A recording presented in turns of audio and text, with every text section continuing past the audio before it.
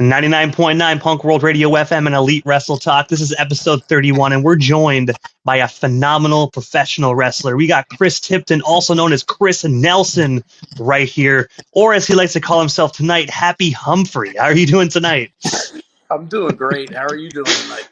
I'm doing great, man. As we spoke about, it's Monday. We survived another Monday. I mean, I absolutely cannot stand Mondays, but it's a day of the week you gotta conquer. So Tuesdays is always better for me.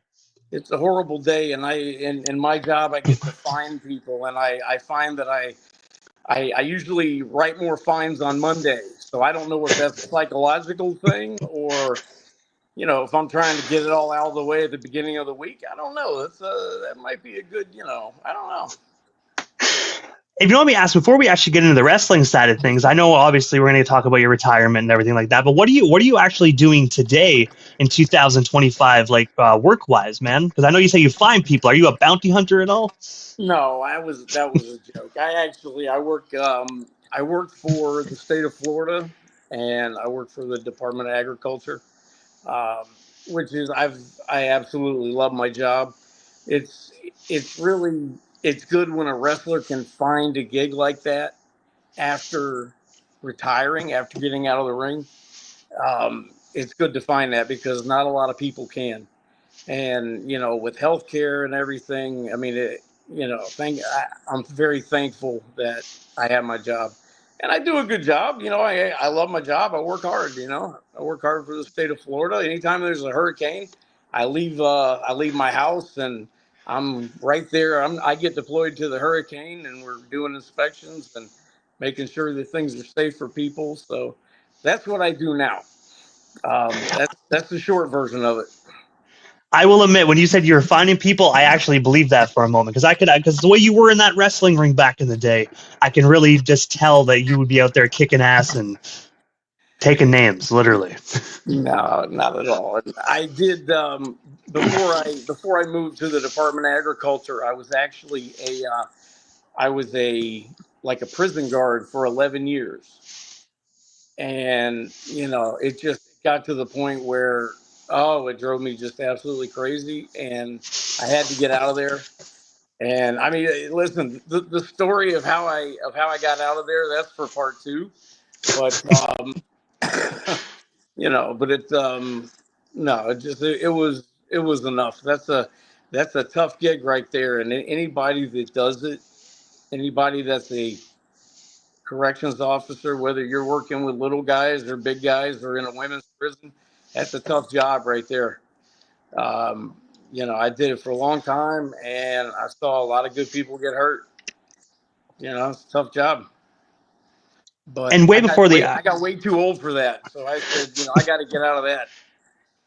So and way before the agriculture, and of course, as you just mentioned, the prison guard situation, you made your debut in 1991, where you were trained by Randy Hogan and Buddy Valentine. I was wondering if you can just take us back to the early 1990s and just tell us a bit more about what sparked your passion, and of course, working alongside these two phenomenal wrestlers, honing your craft.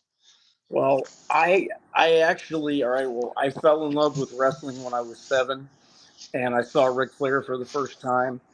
He was at Florida Championship Wrestling, and it was 1984, and I was just mesmerized by it. And the first night that I went, I got to see Billy Jack Haynes win the Florida title from Kendo Nagasaki in the steel cage, and I was like, you know what, this is what I'm going to do. And it worked out. Basically, when I was in high school, I met Randy Hogan. He was driving around my neighborhood looking at the empty houses, and he was in a long stretch Cadillac. It was gold and maroon, and it had white leather. This beautiful stretched out Cadillac. And he rolled down the window and he goes, "What's up, kid?" And I'm like, "You're Randy Hogan." And he goes, "No, I'm Randy fucking Hogan." And I said, "That's my man right there." I said, "Well, I'm Chris fucking Tipton. How you doing?" So, anyways, I talked him into buying a house in my neighborhood. So he owned a restaurant, and I needed a job because Publix, which is huge down here in the South, they kind of put the screws to me. So I went to his restaurant. And I got an application, took it to his house, knocked on the door. I said, I want to come to work. He hired me, and I think it was $4 an hour washing dishes in his restaurant. And so I was 16 years old, and I used to ride my bike to get there. And it was about 8 miles. And he would literally drive that Cadillac right past me, and he would honk as he was driving past me, and he would wave like that.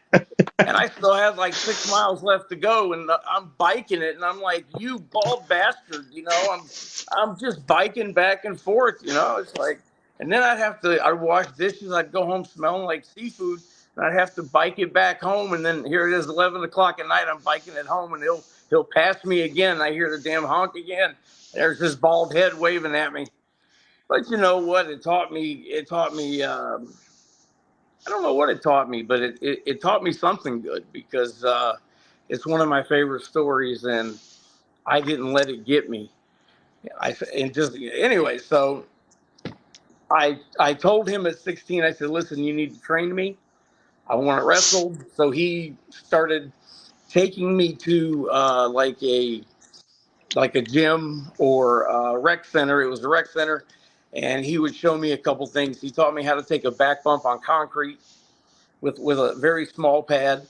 And then he taught me how to, get up and this and that. And I don't know how I survived it on the concrete, but then he said, all right, let's go to the ring. Took me to the ring. He worked out with me for a little while. And then I kind of got turned over to Buddy Valentine, because Randy was very big into the restaurant, and he was very busy. And I wanted to train as much as I could. So I would train a day with Randy and another 2 or 3 days a week with Buddy Valentine. And Buddy was amazing. He was an amazing worker. I mean, just an amazing wrestler. And a lot of people didn't know him. Randy Hogan was on, in the late 80s on NWA. Everybody knew Randy Hogan. Not a lot of people knew Buddy. And the best part is Buddy got to do a lot of WCW in the 90s. And, they treated him good for a little while until they didn't, kind of like they did all of us.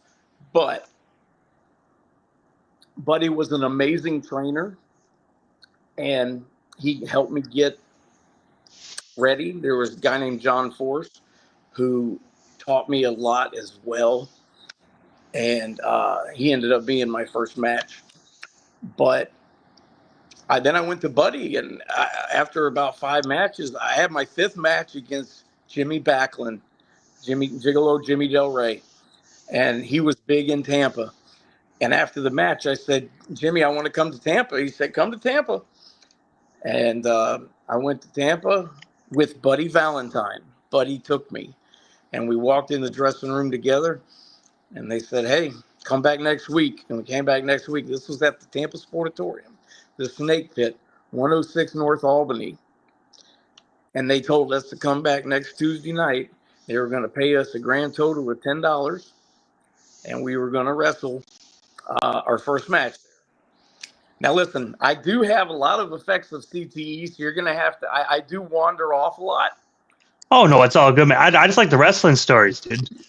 Steer me back whenever you want to. So that was mainly Randy and Buddy. What was the other part of the question? Oh, pretty much just like, what was it like actually working with them? Because I do know, obviously, like you had a lot of amazing training actually with them. Oh, my God. Well, Randy had all the TV experience, and the thing that he had was how to sell. He could teach me how to sell like a babyface, because he literally got the shit beat out of him by everybody in the NWA. Abdullah the Butcher, the Nasty Boys, the Steiner Brothers, the Road Warriors, everyone killed him. And then they finished him off with Vader. They waited till he hit 40 years old. Then he went in just hoping he'd get the Midnight Express, and he got Vader. Oh, it was horrible. Yeah, Vader, I heard stories about Vader, how rough he was in the ring. He was stiff. Woo! Well, I ended up getting him 5 times, but we'll get to that. But, yeah, but Buddy Buddy went.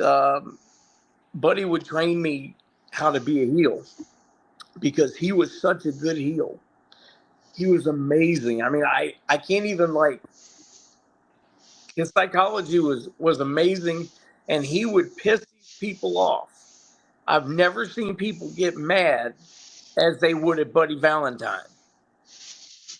Oh my God, these ladies would want to kill him, and he would just sit there and he'd shake his fist at them like that, and I'm gonna put one on you right there, and he would go now. It was hilarious, but what a great heel, and he taught me how to be. He taught me how to be nasty, but the most important thing that he taught me was how to be a selling heel and how to put over the babyface. Buddy Valentine was also about 375 pounds, about 6'1", and he could throw a drop kick that was 7 feet and hit both of his feet at the top of the 7-foot mark together. The man was amazing. And I learned different things from both of them. You know what I'm saying? And I learned the good guy and the bad guy. And Buddy took me on the road because at the time I was only wrestling in one place, and we went on the road. We went anywhere we could get booked. And we did that for about 2 years, as much as we could go. And he took me everywhere. He introduced me to a lot of people. Randy did the same thing, and at one point I was wrestling at one point every promotion in Florida I was working for in the 90s, probably like 95. Everyone. And how did you actually get connected with WCW World Championship Wrestling? Was that because of Buddy and Randy, or was that a completely separate gig that happened for you? That was I had just gotten in at the right time in Tampa, and they needed fresh faces. They needed new people because they were going to start doing the Orlando tapings. So they had a tryout. We all went to Tampa. We went to 106 North Albany, which I knew that place very well because I was wrestling there every Tuesday.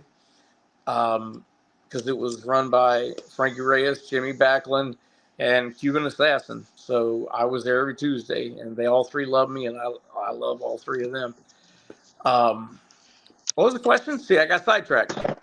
Oh no, I was going to say, how did you actually land the opportunity, the first opportunity with WCW? How did you get into the company? Yeah, so they decided to give us, they needed fresh meat, so they came down, and I think they picked about 8 or 10 out of that first one. I can't quite remember. It wasn't a lot, but that was the first group that went to Orlando and started doing Disney, and we did that every 3 months. So, and that's where a lot of us really. That's my first match was against the Nasty Boys, and I learned a hell of a lesson. I'm gonna tell you right quick. It's a hell of a story. Oh, go for it. So I'm getting ready to go to WCW for my first day. I'm 18 years old. I had just turned 18 years old about 3 days before that. So day before I'm going, I'm waiting to hear from Randy Hogan because Randy Hogan, he's there the day before. And he picks up the phone. I'm like, what happened? He goes, I'm laying in the tub. I said, you got Vader? He said, yeah, I got Vader. And I guess Vader was in a bad mood that day and just beat the hell out of him. And wow, it was bad. So the next day, he laid in the tub for the rest of the day. So that was my first day, and I got the Nasty Boys. So I looked on the sheet, Chris Nelson, and then it said Johnny Lorenzo or Johnny Love. It was one of the two. I think it was Johnny Lorenzo, or Johnny Love. I don't know. Against the Nasty Boys. So I'm like, all right, time to get killed. I knew what time it was because they always put you in with people that are going to kill you, to see if you can hang. So we go out there. We have the match. It was about 4 minutes long and included Missy Hyatt slapping me. Missy Hyatt slapped the absolute hell out of me. And I got her back. I'll tell you about that. That's another story. So, slapped the hell out of me. Jerry Saggs drops a knee right on my nose, breaks my nose. So, I spin over, whatever, tag Johnny Lorenzo. He comes in, finishes the match, 1, 2, 3. I go to the back, I shove toilet paper up my nose. My tag team partner, he comes back and he goes, you know, those nasty boys, man, they were really stiff. He goes, I don't like this. I'm gonna go talk to Jody Hamilton. I said, okay, well you do that, but don't mention my name.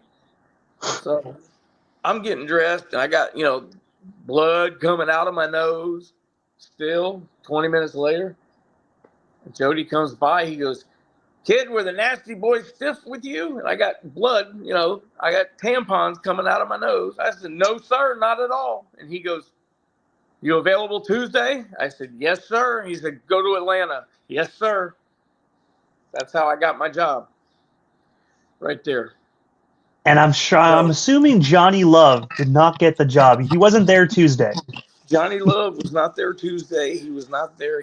I never saw Johnny Lorenzo. I never saw him, but I found out he was from Miami and he was trained by a couple of people I knew, but I never saw him anytime after that.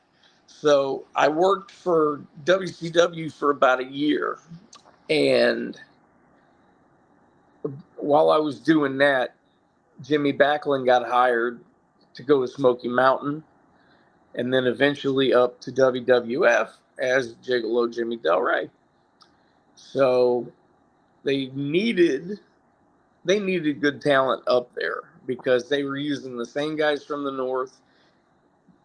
A lot of them couldn't work. They had never been in the ring before. They had bad gear. I mean, it was a whole bunch of different issues. And people were tired of seeing the same guys. So Jimmy Backlund, he said, hey, I can bring my Florida guys up. So we were making $150 a night working for WCW. We were having to pay our own transportation from Tampa to Atlanta. We were having to pay a $25 booking fee. Then we were having to get our own hotel, which thanks to our friends at the dungeon was only $25. But we had to pay for our own food and everything. All of that out of $125. And we didn't get that money for 2 weeks in a check. WWF, however, was flying us wherever they wanted us, renting us a car, paying for the gas, putting us up in a $125 a night hotel back then, 30 years ago, and giving us $250 a night, $500 if we worked twice, and paying us cash right there. So needless to say,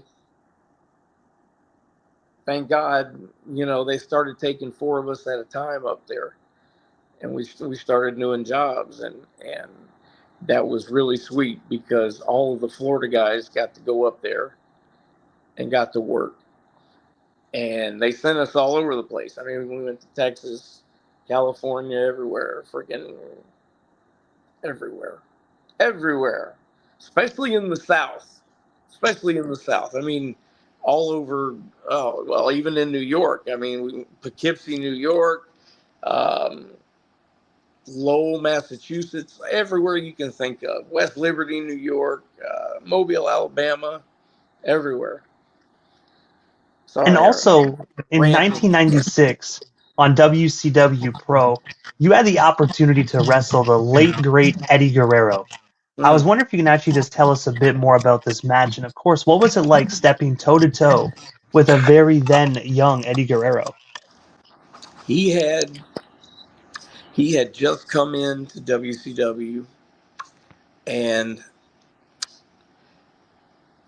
this was his first Disney, and the day before his first day there, his first match there, he wrestled Buck Quartermain, who is not only one of my best friends still, but probably the best unsigned talent from that time in WCW or WWF. Buck was amazing. So Buck and Eddie went out there and had a phenomenal match. Now, Eddie was very small back then, very small. Um, Buck was probably about 200, 205 back then. So they were about the same size. And they tore it up because Buck can work, Eddie can work. So I knew that I wanted to have a good match with him, but I had it's a lot to compete with from yesterday, you know? And Eddie, God bless him, he was worried because I was about 235. I was right at 6 foot, and he didn't know me from Adam, and he was worried that he wouldn't be able to get me up for the brain buster. And I told him, I said, Eddie, I said, listen, I know you don't know me. I said, I worked with Hector. So I love your brother. I worked with him before. I'm going to be light as a feather. You're never going to feel anything. He said, are you sure I can get you up? Because we can change the fence. I said, trust me, you're going to be able to get me up. So we had 7.5 minutes, which was the longest time period for that hour of TV. So we had a good stretch of time. So I knew that he wanted to do a backdrop spot with a drop kick. And that was really the only thing that we called. We went out there and we just wrestled. And I basically called the whole match. And we didn't call anything in the back. We just went out there and we just wrestled. We just started headlocking each other and doing reverses. And then I would cheat to get a quick little advantage. And then I'd shoot him back in. And he'd move and I'd be in trouble again. And then I'd cheat again. And it was just back and forth. And then I cheated again, got his little drop kick, backdrop drop kick in.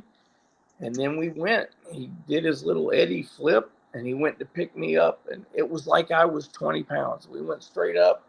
He held me up for a few seconds, dropped me down, hit the frog splash, 1, 2, 3. And you can see on the match, when he goes to cover me, you can see he puts his head down. And he just goes, thank you, brother.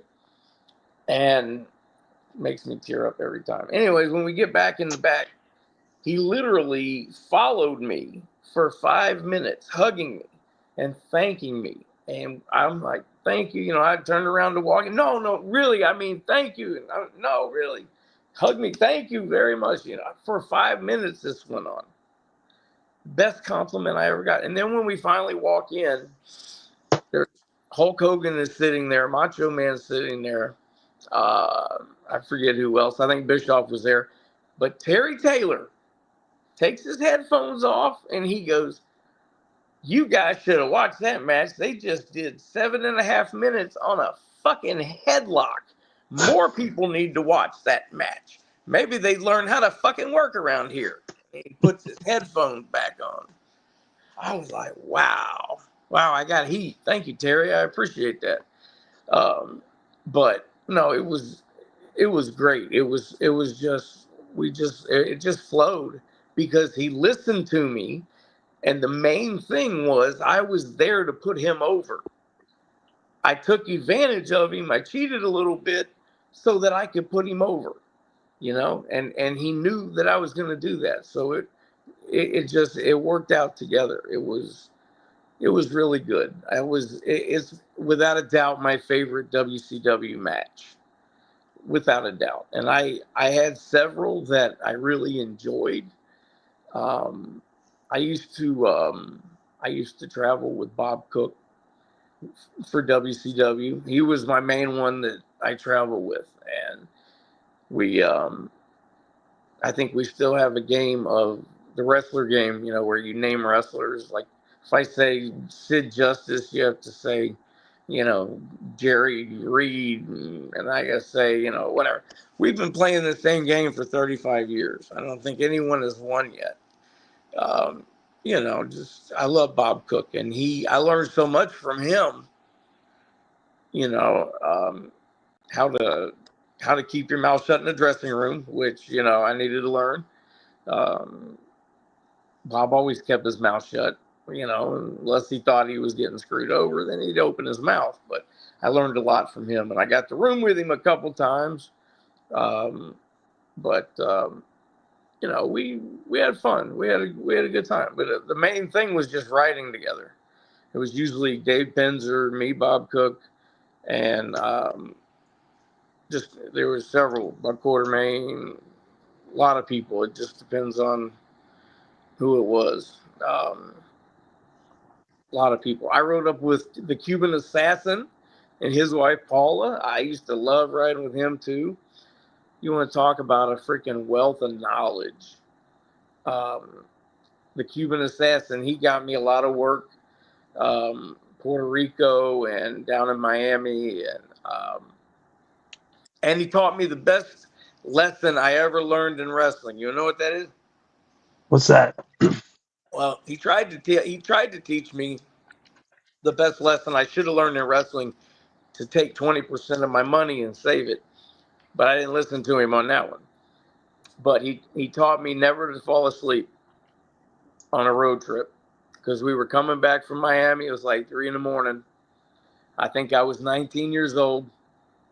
We were probably, 12 beers into it, and I dozed off. So it's an old Puerto Rican trick.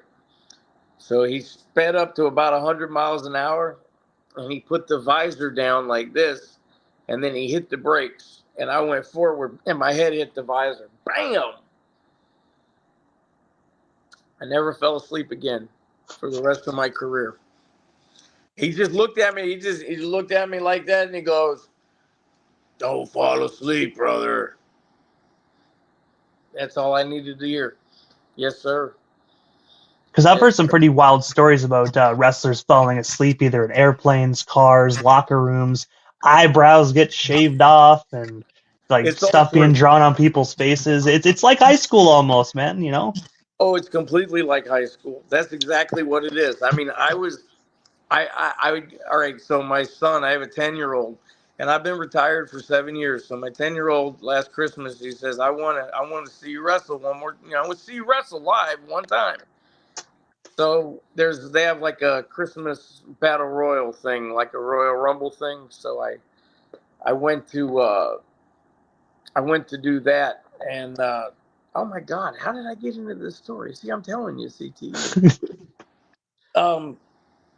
I got in the ring for a whole 2 minutes, and I poked everyone in the eye.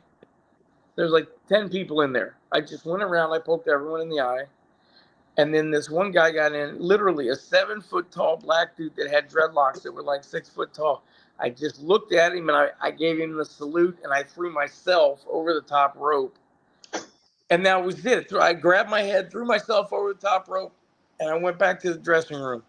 So I didn't win, but nobody touched me. I poked everybody, and I threw myself out. I don't know how I got to that story, but my son will probably never ask to see me wrestle again. Was that part of the storyline in that at that independent wrestling show for you to poke everyone out and jump over the top rope, or was that completely improvised? It was completely improvised. That was completely, you know what it was? I am totally removed from the wrestling industry in Florida now, the Florida Indies. Like, most of them, they've heard the legend, but like they couldn't pick me out of a lineup. It's different now. Like, we knew the people that came before us, and we actually sought them out. I wish we had the internet back then. It would have been so easy to communicate, because we had to call each other or fax each other from Puerto Rico or whatever. I used to get faxed from Puerto Rico. I used to fax from Puerto Rico all the time. We didn't have the internet. We didn't have any of that stuff. We had a calling card, and we would have to wait till the right time of day so that you could get the right amount of minutes to where it's costing you like 3 cents a minute instead of 50 cents a minute, because the damn cards are expensive. I mean, these kids today, they don't know what all the stuff that we did. I was on the beginning of their end You know what I'm saying? Like the '80s guys, I was on at the beginning of their end, and they taught us. Thank God, the Cuban Assassin taught us. Jimmy Backlund taught us. Lou Perez taught us.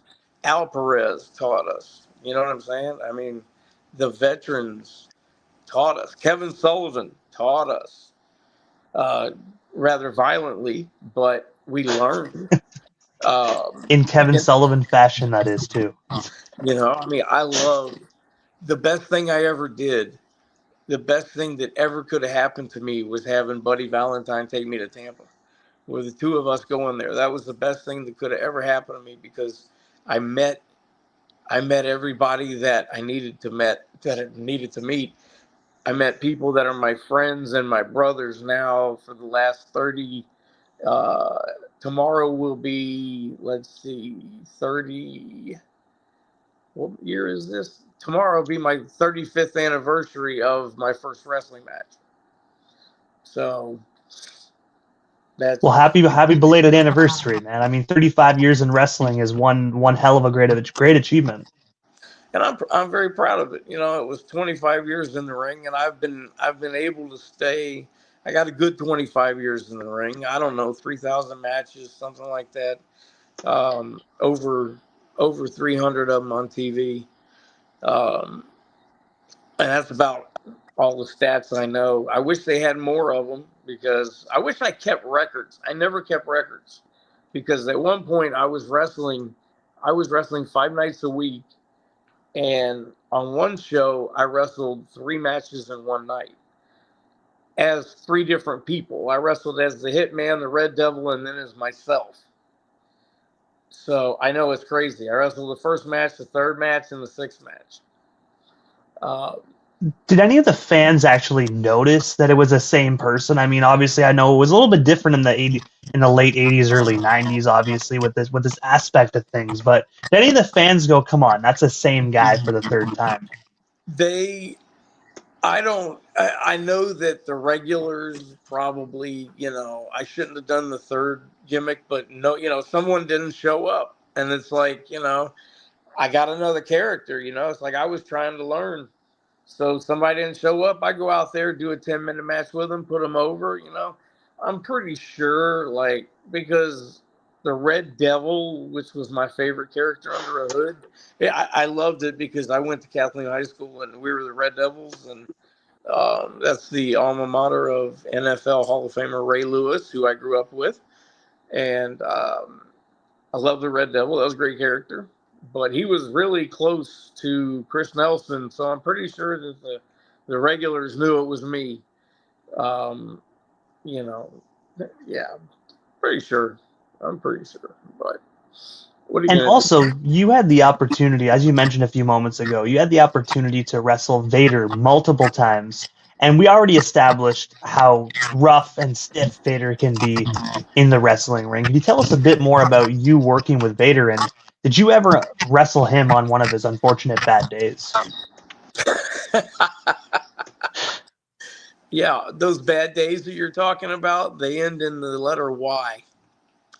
Uh, you'll get that later. So Vader, so he, God bless him. And I'll tell you the bad, and then I'll tell you the good. So um, I was riding with Bob Cook and David Penzer, and I think Bill Payne.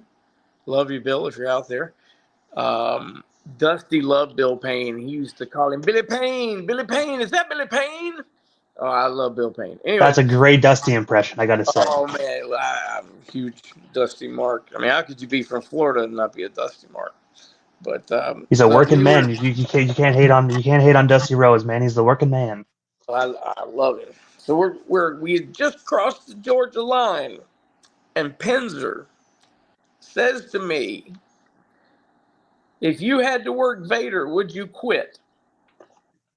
And remember, we had just passed the Georgia line, so there weren't any Ubers back then. I was kind of stuck, and I said, "Dave, of course I'm not going to quit." And I knew my fate was sealed. So this was my third match. My first match was against the Nasty Boys. My second match was against Ravishing Rick Rude, which went very well until he gave me a forearm on my broken nose. Whoa. Thank God it was at the end. He didn't know it was all messed up. I was trying to, I was trying to be tough. So he didn't know. But it was right at the end, and he hit me with a flipper, and I'm like, ooh. So then my third match was Vader. So I was 18 years old. I, just turned 18, just a couple months before that. And my third match, and it was the first time in my life I ever got a concussion from wrestling. It was the first time I ever saw stars from wrestling. It wasn't my first concussion from wrestling. I had two before that, but it was my first one in WCW, and the first time I'd ever seen stars. It was very brutal, and he put me down on my shoulder, which tore my rotator cuff.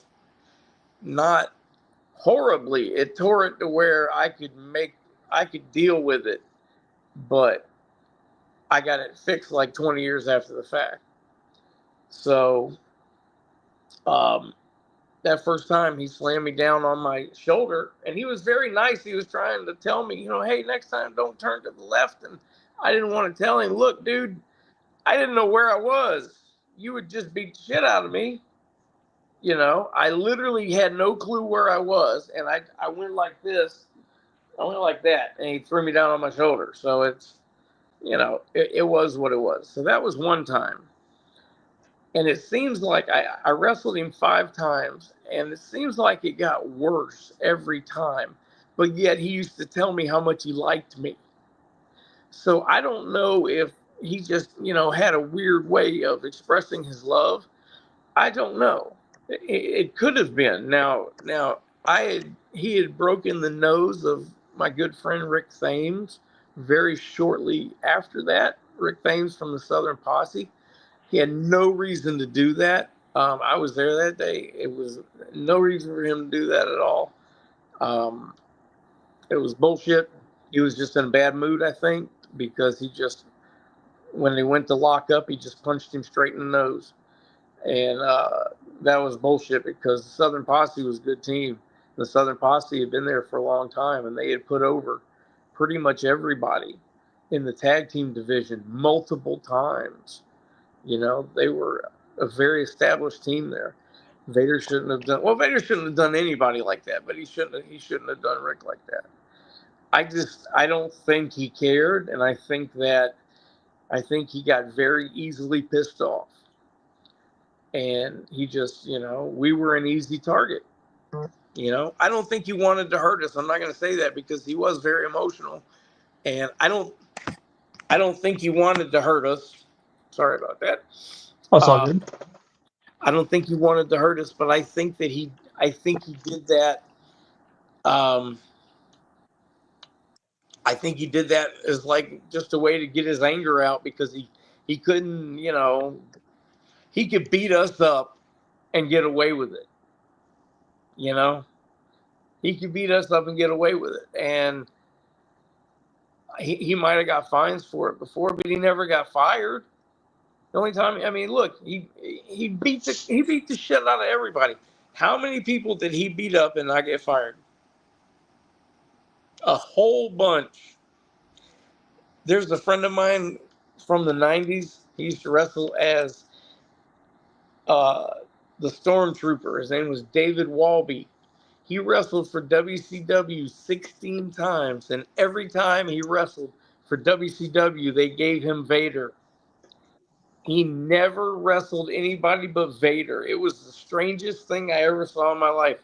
We used to always kid him before we would go to do the damn TV that he was going to get Vader, and he would get Vader every single time. I think he ended up just having Vader every time. But crazy, 16 times he had Vader.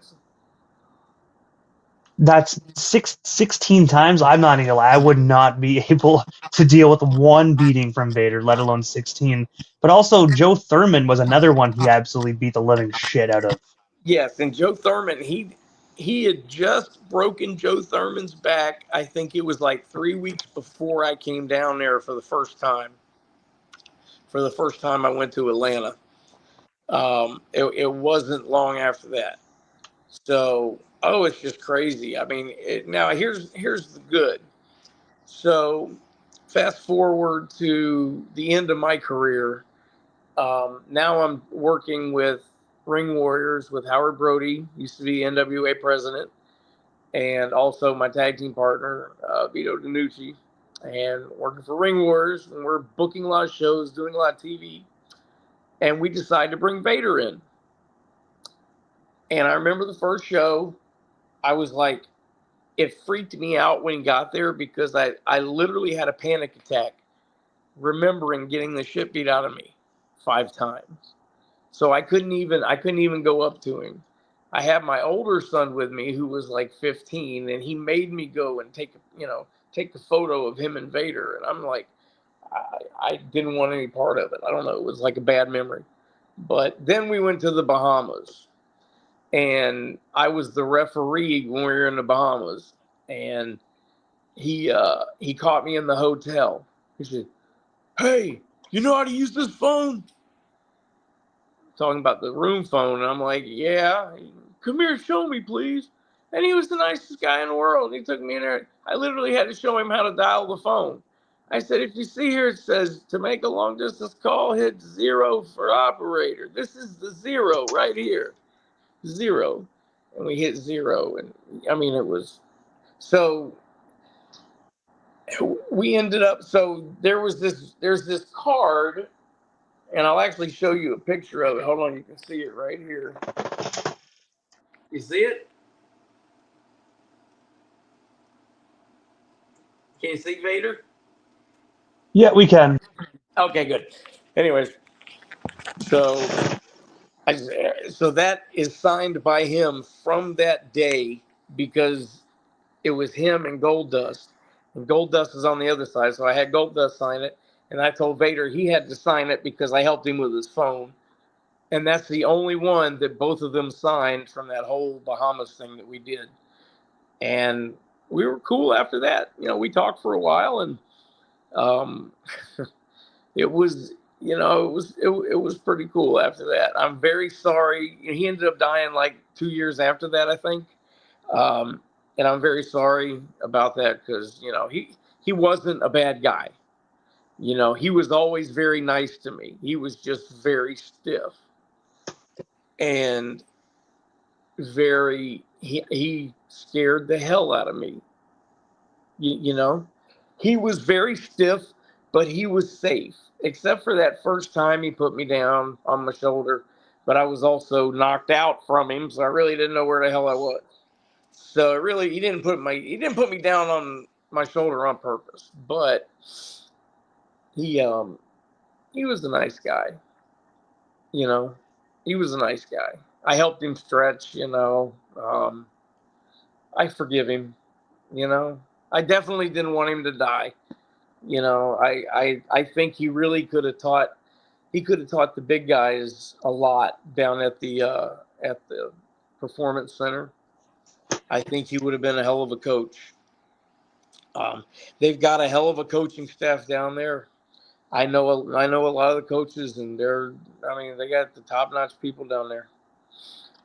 It's funny because with Ring Warriors, we had basically our booking team and our agents. It was me, Steve Carino, and Adam Pearce, and this is right before they both went to WWE. So it's like it's like I get to walk around saying, "Yeah, I used to book with Adam Pearce." Now he's like Raw general manager as well, which is pretty Now, cool. yeah, now he's the Raw general manager. It's like it's pretty cool. And, I love Steve Carino. We're good friends. We talk all the time. That he is such a talented guy, and we had the world tag team titles the same time that he had the world title. for the NWA, and we won them on the same night. And every I'm such a mark. Every April 24th, I'll text Steve like 7 in the morning because I know he's up drinking his coffee. I'll text him and I'll say, happy anniversary, champ, and blow him a kiss and this and that. But I love Steve Corino. I couldn't love anybody more in the wrestling business or have respect for anybody more than Steve Carino. And Chris, before we move, I want to move off wrestling just for 1 second, because aside from wrestling in the ring, you have had such an amazing career, even in television. And one of them is, I think you know exactly what it is, man. Jerry Springer.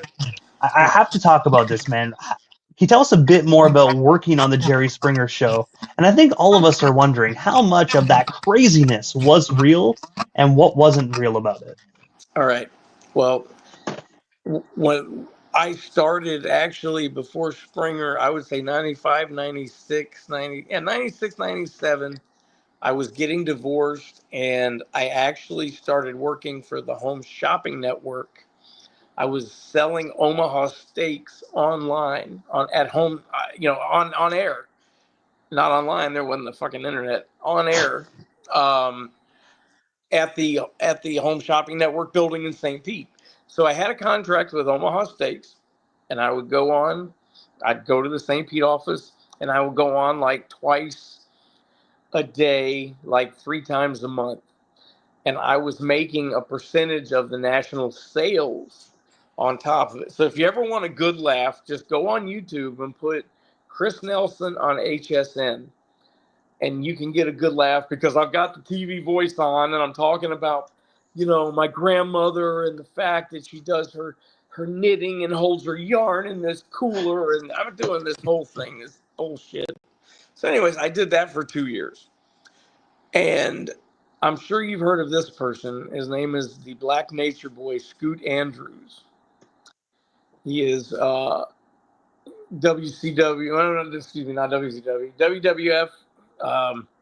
Did work the Super 8 tournament. I mean, he very in the top 500, one of the top light heavyweights at one time in the world, and one of my best friends. He called me very excited, and he goes, "Man, we're going to go on Springer." I'm like, "Calm down. No, we're not." He goes, "Yeah, we're going to go on Springer. We're going to go on Springer." I said, "No, we're not." I thought he was just ribbing me, right? He said, he always calls me Cracker, all right? So he goes, "Shut up, Cracker. The woman going to call you. Named Kitchy." And he hung up the phone on me. And I'm thinking this whole time it's a rib. You know what I'm saying? I'm thinking this is a joke because we all play jokes on each other. So I'm thinking this is an elaborate joke. So Kitchy calls me, and I'm talking shit to her because I'm thinking it's bullshit. And finally, I guess she had enough, and she's like, "Listen, do you want to come on the fucking show or not? Because if not, I've got to find somebody to take your spot." I said, "Is this serious?" And she's like, "I've been telling you for 30 fucking minutes. It's serious." So anyway, so we became friends, Kitchy and myself. So I decided to do the show. So I went out and I went with Scoot and we found a stripper and a guy to play her brother. And we got the show together. So the show went great. It was beautiful.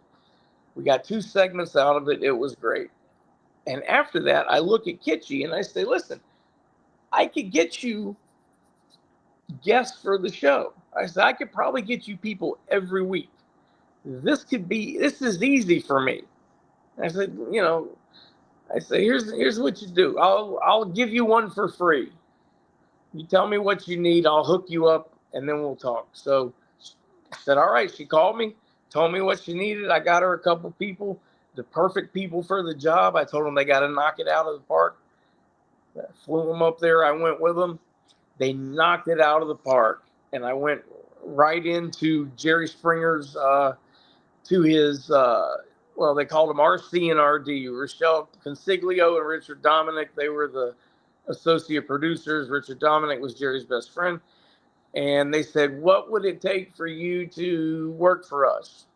I said, I'm going to stay in Tampa and I'm going to work from home and I just need business cards and I want to fly up with every show. And I said, and then give me like $500 a show and pay for all my expenses. So they said, that's it? Done. I should have said $1,000. I know. So anyway, so I started writing shows for them and I would come up with every show. And then eventually they gave me $1,000 a show. So that was going good. I was still wrestling and I had only done the one show. So I finished out the first season. Going into the second season, I get a call from Richard Dominic himself, Jerry's best friend. He says, I got a show for you, and you're the only person that can pull this off. All right. Now I'm getting to your question about what's real and what's not. So they run this idea by me that they want me to be this guy, a normal guy who has this weird sexual fetish who likes to be treated like a dog. So, but they wanted to build this whole hour-long show around me. So I assembled my tag team partner, and I got a couple people, my next-door neighbor. We got a young lady that was in ECW, Angel Amoroso, the Virgin Princess. She's a real dominatrix, so we got her to play the dominatrix. And we flew everyone to my house, and we filmed this amazing vignette. And then we flew to Chicago, and we had this amazing show. It's the last I checked, it's the third highest rated Jerry Springer show of all time. You can find it somewhere. I'm not going to plug it, that's for damn sure. But just know that everything that was done was a complete work.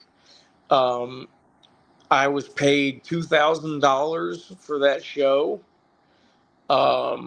Plus, I got to keep all the props. We bought a lot of props for the show, like a VCR and stuff like that. So when we weren't using it, I got to keep the props. So I did okay. So anyways, long story short, I worked for him for 3 seasons. I produced or had my hands in, wrote, field produced, filmed, whatever, 40 shows for them.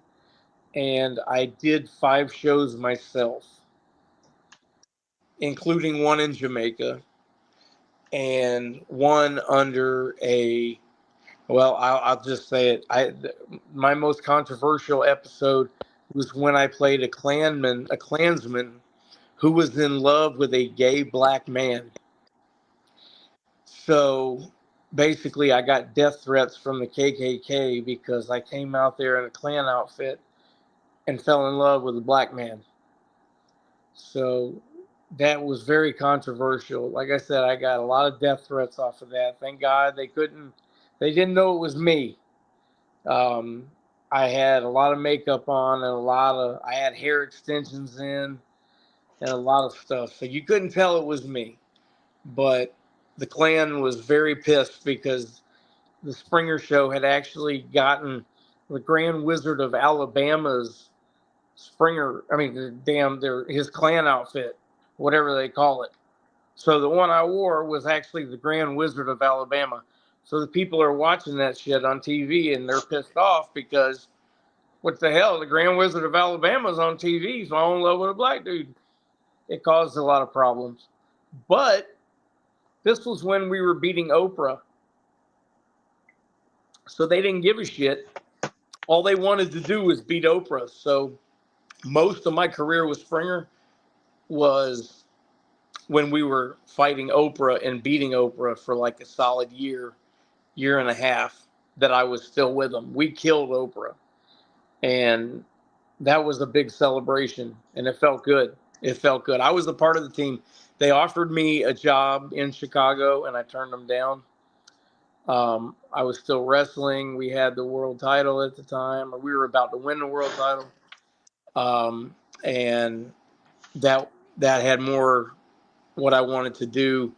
$100,000 a year in Chicago doesn't last very long. So I think I made the right choice in not going to Chicago. And one of the last questions I have with Springer before we jump back into the wrestling aspect of things, obviously you weren't there, you weren't at Springer for a long, long time, but as we all know, the mid '90s for Springer was just absolutely wild. Dominatrix, clan members, and then they kind of shifted to more of just cheating partners and you know guys fighting over a girl. Do you know why they kind of made that switch to a more mellow, kind of calm down Springer? So I mean, I guess it's assuming you can't have too many clan members in one season. Well, and here was the thing: once Springer started beating Oprah in the ratings, Congress was trying to shut it down. I don't know if Oprah had high friends in Congress or whatever. They were trying to shut Jerry down. They kept making him, testify in Congress about violence on his shows and this and that. And I can tell you, Jerry Springer knew nothing about these shows. He knew nothing until he walked out and he was handed those green cards that said Jerry Springer. That's the first time he ever saw him. He didn't know who any people were. He didn't know if the story was real or fake. And here's the thing: 75% of the stories were taken from the phone. They were real. They were real stories. Now, they may have been intertwined a little bit once they got there, but they were from real people calling them saying, hey, I want to go on the show because of, whatever. Now, they could have worked something fake between them, but they were real people on the show because you had to sit down with the lawyer and you had to say to the lawyer, hey, is this who you really are? And is this a real story? And they would tell you if you're caught in a lie, there's a $100,000 fine, this and that, the cost of the show. I knew the lawyer really well. And anytime we were in Orlando, he would come out with me and I would get him drunk and get him laid. So he would see me in Chicago like every 2 weeks. And he knew that my stories were bullshit. He knew that, my 25%, I didn't help do the 25% that was bullshit. He knew it was bullshit, but he never once said, hey, what's going on? Because I took care of him when he came down to Orlando. And he was a little ugly bastard too. He couldn't have taken care of himself. So, I mean, I did him a lot of favors, trust me, but I didn't do favors for the women in Orlando. I'm still paying for that one. I apologize. Well, you know what? I mean, at the end of the day, someone's got to do it. You know what I mean? Money's money. That's all I got to say. Hey, Everybody has a, in the words of the $1 Million Man, everybody has a price, everybody. including the women of Orlando. Yes, they do. And they certainly had a price that night. Oh, my God. Oy. Woo. That's when I think after that they realized they should have listened. After they had that night with him, they look back at themselves in the mirror and goes, I should have listened to my father. Should have listened to my father. Damn. But I'll tell you this quick story about Springer. When we went to Jamaica, the first night we were there, we were at a resort, and we were at Hedonism 2 was the name of it in the grill. So we took 60 strippers down there. So we're at the meet and greet, and it's just me and Jerry, and we're at the shrimp bowl where you get the shrimp and the cocktail sauce, and we're having a conversation. And he's telling me how much he hates these things. And I'm like, yeah, I hate these things too. I just came to see you. Wanted to say hi to everybody. I didn't want to get in trouble for not coming. And then out of nowhere, these 4, might have been 5, I was high at the time, 4, maybe 5 strippers came up to Jerry and started talking to him. And Jerry said to all 4 of them, he said, I'm staying at the Grand Lido here, right next door. Do you want to come over to my room? And they're all like, hell yeah, we're going to come over to your room. So he starts walking with the 4 or 5 of them. And I'm waiting on him to do the turnaround and give me the, come on, give me the wave. I'm waiting on the wave. Tag me in. You're going to need a tag team partner, you old bastard. You're going to have a heart attack. They're in their early 20s. Come on, tag me in. I'm here. I'll suck their toes like I'm in Alabama. Let's go. And I see him turn around. He turned around and he looked my way, and I'm getting excited. And he goes, I'll see you tomorrow, Chris. And he turned back around and he walked to the Grand Lido. And that was the end of my night. So Jerry was a nasty bugger, man, by the sounds of it. Hell yeah. He I'm not, was. He when was. you watch that show, though, man, when you go back and watch it, you know, you can like, he seems very wholesome. But that you can definitely there's definitely a part of that where you're sitting there being like, you know he was taking them back. You know.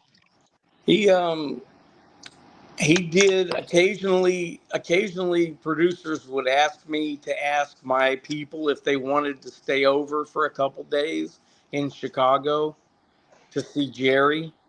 One or two of my ladies did stay the couple days. So hey, that good for them. I hope they had a good time. I will say that I I can't tell you this story. It's not polite for modern civilization. I can't tell you that Springer story. I'll tell you that one off air. That was something else. But Just to wrap it up, all that I have to say is those girls were definitely brought a whole new meaning to saying Jerry, Jerry. It's a whole new meaning with that night. it was, you know what? God bless him. I love the man. I'm in my man cave here. I have a nice large man cave, and I have a picture right over there of me and Jerry from one of my episodes. And he was very good to me, and I made a lot of money off of the Springer Show, and I was able to have a lot of people make a lot of money off the Springer Show. So, that was good. I enjoyed that, and I was the booker for the Springer Show, and I was the booker for jobbers for WWF for a few years. That got me a lot of heat with the boys, but I got a lot of people work. I got to get a lot of good Florida talent notice, like Black Nature Boy and from ECW, Hack Myers, and a lot of good people, a lot of good people. And also as well, Florida had the the best Heavenly talent. Butt. I don't care what anyone says. Florida had the best talent. Period. Well, I mean, with Miami and all them strip clubs and beaches and spring break as well. I mean, spring break must have just been, you just sitting there being like, all right, going to count these 500s, let's count these Benjamins. We did, oh my God. Speaking of spring break, we did a wrestling show called Pro Beach Wrestling one time on spring break in Islamorada, Florida, in the Keys. We filmed it, like I said, on spring break. It was just a complete debaucherous 3 days of just crazy stories. The wrestling really wasn't that good because they shouldn't have let us party for 2 days beforehand.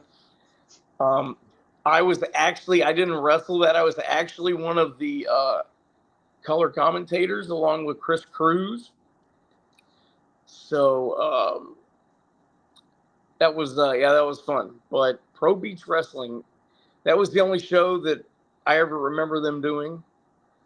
I do have some of my best stories from that weekend. Just amazing, just stories. I mean, it's not even like woohoo, debauchery. It was just like stuff that you wouldn't believe unless you're in the wrestling business. Like shit that only happens to wrestlers. Like I've been at parties and I've tried to tell these stories, and normal people look at me like I have 5 heads. But like if you understand wrestling, then like you laugh at these stories. You're like, holy shit, this is funny. It's like, oh my God, I can imagine this happening because it really happened. You know, What is one story that actually people actually watching this interview that maybe just are fans of wrestling but don't know the inside of the business? Like you could try to blow their minds tonight with one of these stories.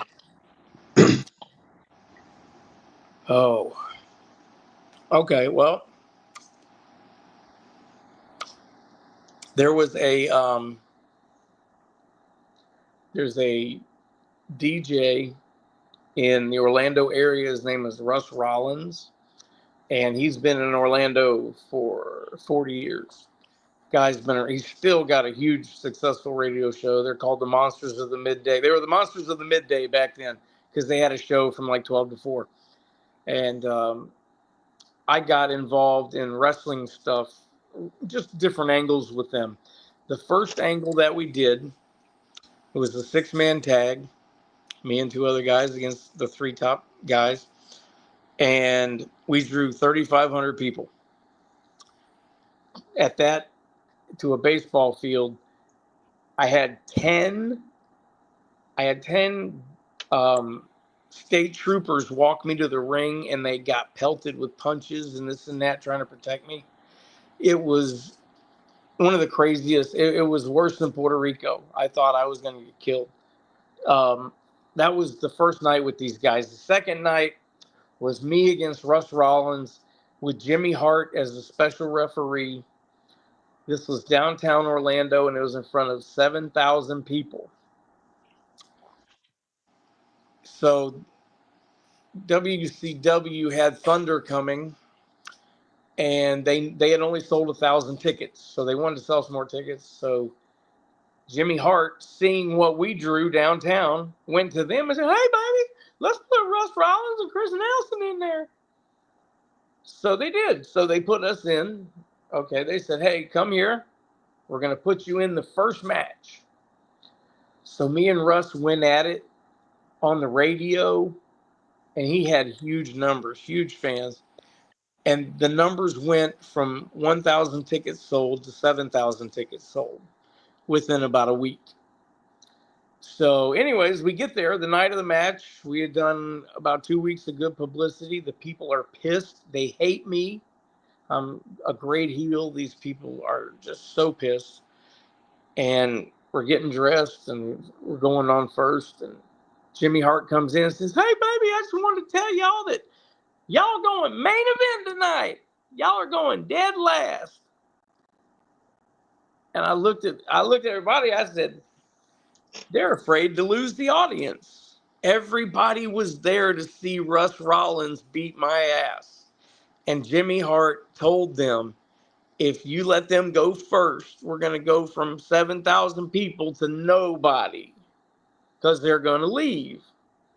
And he was probably right. So he made them sit through 3 hours of Thunder tapings.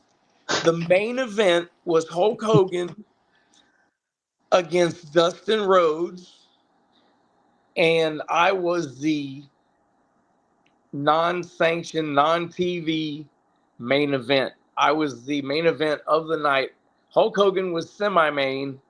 I was the main event, me against Russ Rollins, 7,000 people, and it was an amazing time. He wanted to put me over because he's like, "This is WCW. You've been here for years." And I said, "Man, we're going to send the people home happy." And I mean, he wanted to put me over, and I wouldn't have any of it. We went out there. We had about a 10-minute match, and the people went nuts. Hacksaw Jim Duggan was the referee, and we went out there. And I mean, that's my favorite story for people that don't really know wrestling. Everybody knows Hulk Hogan. God rest his soul. I had just seen him in February. Got to spend some time with him. Good to see him. I always loved Hulk. He was always nice to me. Never got to work with him, but I got to take a couple pictures, including that night when he was the semi-main event and I was the main event. Did I mention I main evented over Hulk Hogan? I don't know if I mentioned that. You definitely just did. I was kind of a big deal, you know. I was kind of a big deal for that one night. And I appreciate this appearance on my radio station for free. I mean, at the end of the day, you know what? Hulk Hogan actually did put somebody over, Chris Tipton. There you go. I love it. There you go. And that works for me, brother. But speaking of Hulk Hogan, man, I got to say, all jokes aside, man, honestly, one of my favorite wrestlers of all time. I know people said certain things. I personally don't care. Hogan's always one of my favorites. And with that being said, since we're on the topic of Hogan, as we know, the world unfortunately lost Hulk Hogan this year. What is your favorite Hulkster story? Because obviously you didn't work with him in the ring, but you definitely passed by him in the locker room and chatted with him a little bit. Do you have that one Hulk Hogan memory or one story that Certainly. you could actually share with us this evening? Yep. I'm gonna tell you, and this tells you what kind of person that he was. And you know what? I'm not gonna get all religious and this and that, but it says in the Bible, "Judge ye not, lest you be judged." So for everyone throwing shade at Hogan for past mistakes, would you really like to sit down and point out your past mistakes? Because I know if I certainly did, mine are probably worse than Hogan's. So Same here. we have all done bad things. So I don't judge anybody, and I think some of the things that were said, about him were pretty bad. But anyways, it was what it was. Here's my favorite Hulk Hogan story. He had just come in to WCW, and the um, this was the last TV taping before Christmas. And Hulk Hogan, he wasn't even supposed to be there that night, but he showed up in Atlanta at center stage, and he went around to every single person in all three of the locker rooms and shook everyone's hand and wished them a Merry Christmas. Actually took time and went to every single guy, whether you were Ming or whether it was Chris Nelson. He went to every single person and really shook their hand and grabbed it with both hands and, have a good holiday, brother. He didn't have to do that. He didn't have to, he could have gone to Beefcake and whatever and said that. He didn't have to come around to everybody. Nobody else came around to everybody. I mean, Hulk Hogan, I was not really a fan of his growing up in wrestling because we had the NWA, really didn't have WWF. I was a Flair guy. So, I wasn't a fan, but everything as a man that he's done to me has been above board. Every interaction I've had with him. Being a celebrity is hard. There's no book, and being a good person is hard sometimes, shit. We've definitely not making excuses, but damn, I know I've struggled, you know, I've struggled. I was alcoholic, drug addict, I struggled for a long time, but, you know, I saw my way through it, and, Hulk did too. So, everyone, there's always going to be somebody that's going to judge you. You know, um, I learned, I learned when you're 18 years old and you're standing in Macon, Georgia, and at the Macon Coliseum in your underwear in front of 5,000 people, and you're about to get trio-woed by Kevin Sullivan, that people's opinions of you really don't matter to you anymore. It's like, I've been on Monday Night Raw in my underwear. Who cares? There's really nothing you could say about me that's going to hurt my feelings. And I've been like that for a long time. I mean, and, I think it's time, and I think I'm glad you're doing it. I think it's time that the 90s jobbers, the 90s guys, that the Buck Quartermains and Southern Posses and people like that, it's time that they start getting their dues.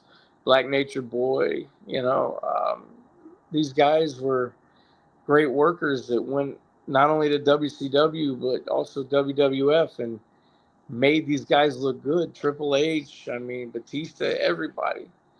Um, there's so many great guys in Florida, and I'd love for them to start getting some acknowledgement or something. WWE should do a show, you know, and have all of us sit down and talk about what it was like to wrestle these 90s guys, you know, not to put us over, but hell, we Well, I have mean, at the good, end of the day, we man, have good stories, we've got good stories. We were there with the top talent. We were there with Hogan. We were there with Shawn Michaels and Diesel Razor Ramon, and we were there with all of them.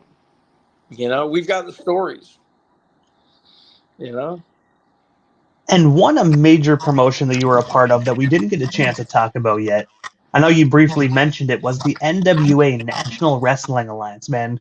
You were a part of the tag team, the New Heavenly Bodies, and held the title 3 times, and actually is the third longest reigning championship runs in NWA history with 328 days. I was wondering if you can actually just tell us a bit more about the Heavenly Bodies, and of course, holding this record, man, because when it comes to the National Wrestling Alliance, you grew up watching NWA, then you Oh, went on no. to being a part of their history, man. It's a full circle moment.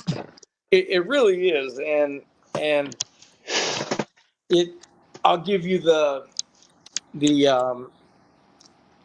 I was in a tag team with my partner Vivacious Vito DiNucci, and we were wrestling as Drunk and Disorderly. And we had started with Howard Brody, the NWA president. We opened up the Fort Hesterly Armory in Tampa to wrestling. The last time they had wrestling in there was 1984 at Florida Championship Wrestling, and they lost the building.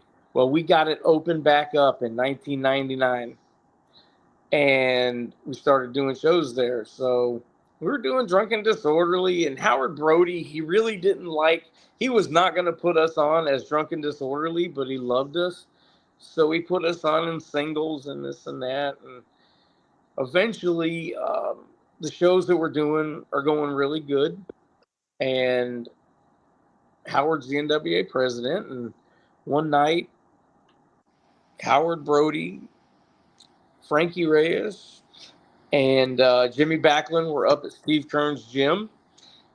And they were talking about me and Vito. And they said, Howard Brody said to Jimmy, why don't, maybe they should be the New Heavenly Bodies and you should manage them. And Jimmy kind of looked at him and kind of laughed. And Frankie and everybody laughed. Everybody thought that was actually pretty good.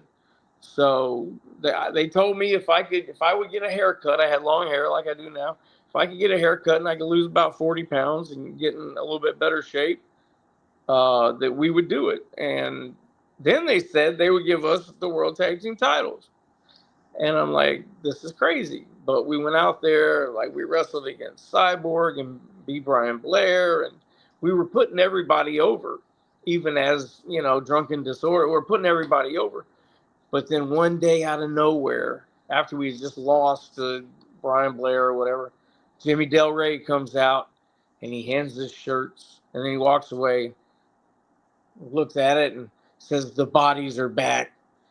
And we put them on, and that was it. I mean, we just became freaking Heavenly Bodies, and he went on the road with us. And what happened was we had about 6 months of good tune-up matches.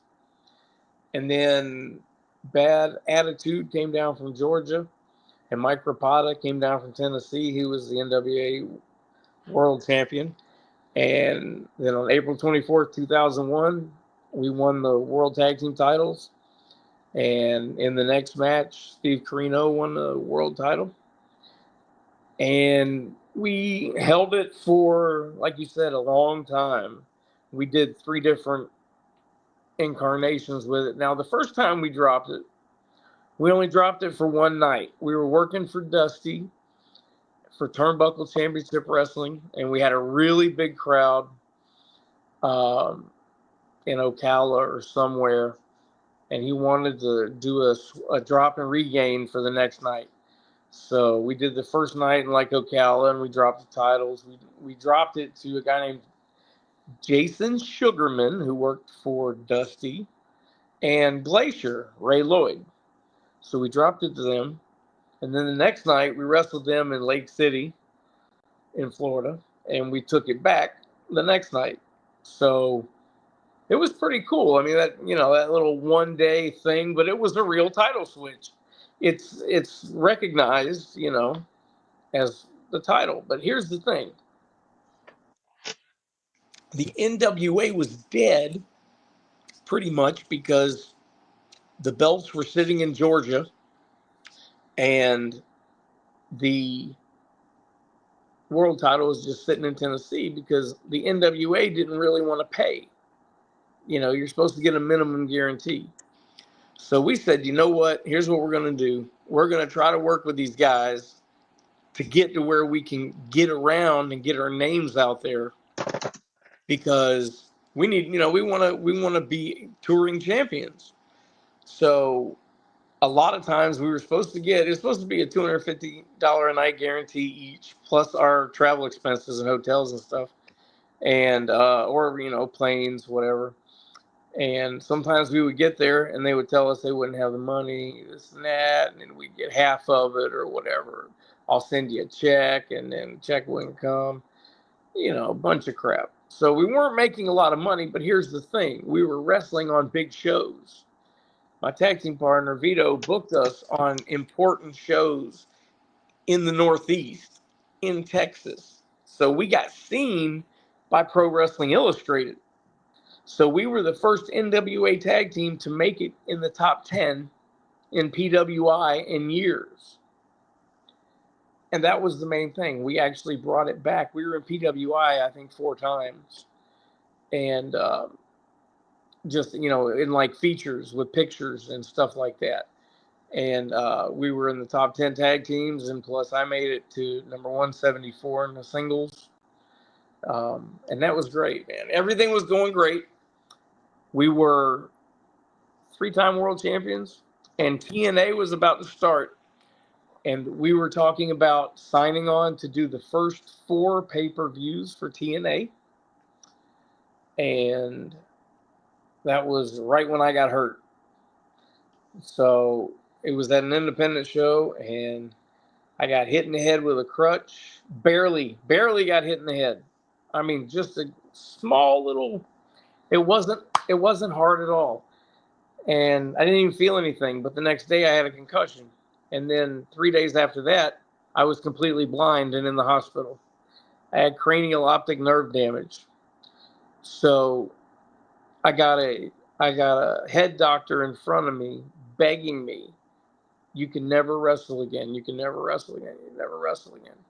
My mother was crying, oh my God, you got kids. You can never wrestle again. You can never wrestle again. Oh my God.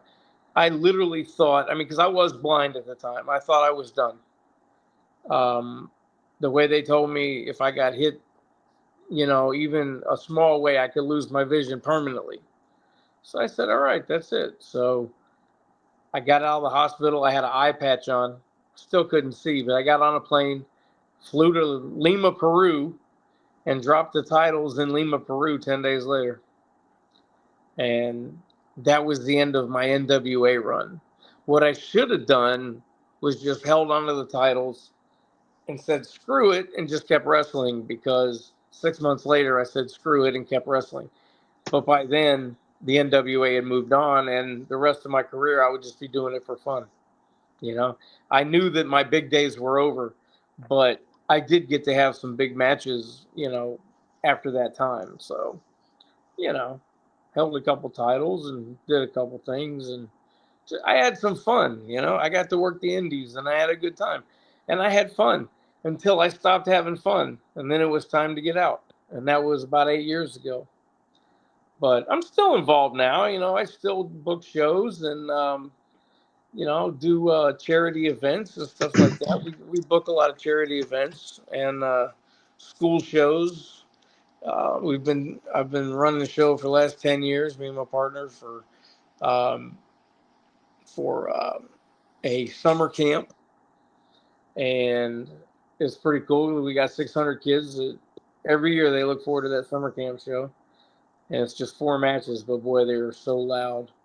Oh, and that's actually fun. Wrestling wasn't fun for a while, but doing stuff like this and doing stuff with the kids and this and that and watching them smile, that was actually fun. If you don't enjoy that, then, you really have no business being in wrestling, because I remember being that kid.